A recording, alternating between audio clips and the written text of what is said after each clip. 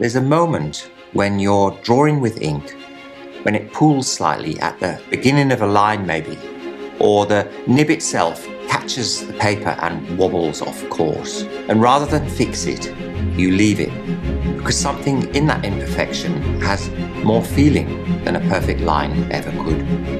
That instinct is really where this collection starts.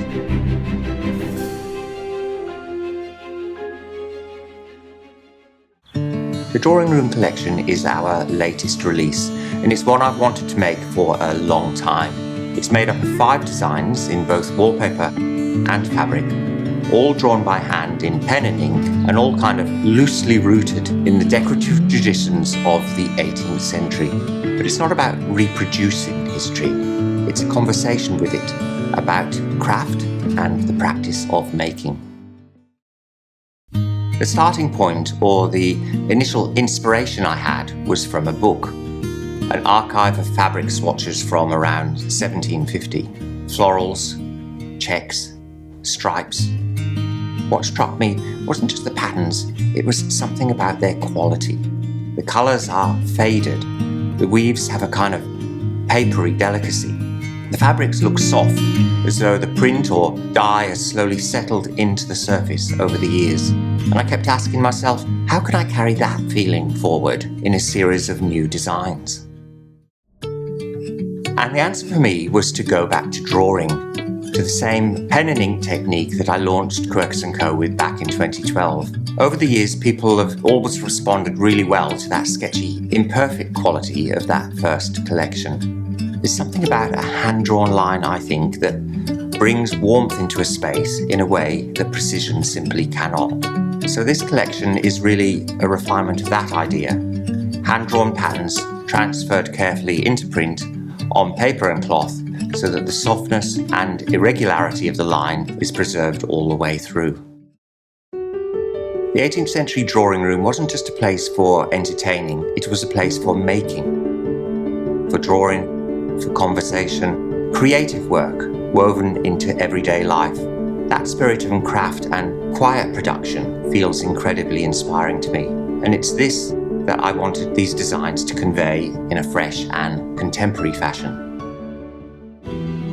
Flora is the hero of the collection. It's a hand-drawn interpretation of a classic chintz floral, the kind that arrived in Europe from India in the 17th and 18th centuries and caused an absolute sensation.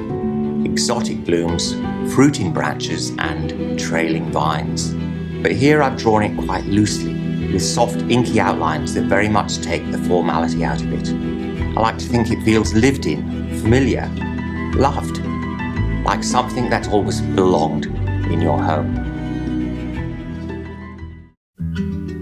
Bower is an all-over field of small branching marks built up through repetition. Each form is a spiky, almost thorn-like motif, but when repeated across the surface, it softens into something richly textured and calm. I love that it brings depth to a room in a very quiet kind of way. It supports other types of patterns beautifully, but also has plenty enough character to stand on its own. Settle is a check, and perhaps as a pattern design that sounds quite simple, but because it's hand-drawn, the lines are kind of moving, they wobble, they double back.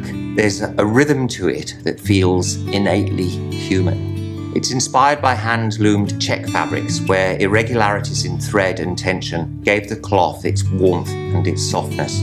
While Settle is structured, it never feels rigid.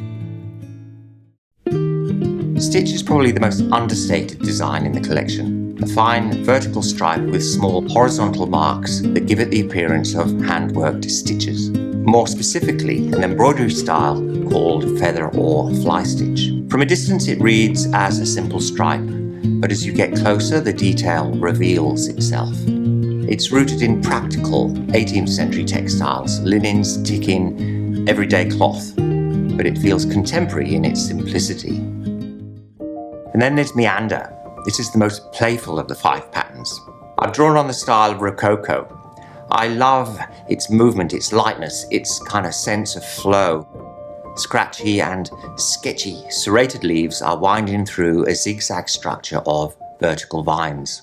It's a bold pattern but the hand-drawn line keeps it from feeling too heavy. I think meander brings energy into a space. It's both contemporary and expressive. I was looking for colours that feel pre-loved, or in other words, tones or shades that read as though they've already lived somewhere. I love colours that nestle into the surface rather than sit on top of it. Madder, ochre, inkwell, clay pot. They're muted, worn, quietly complex. For a designer, that quality is everything. Colours with this kind of tone don't compete, they collaborate. They're the colours that make a room feel considered without drawing attention to themselves. Beneath the grandeur of the 18th century, there were quieter traditions at work.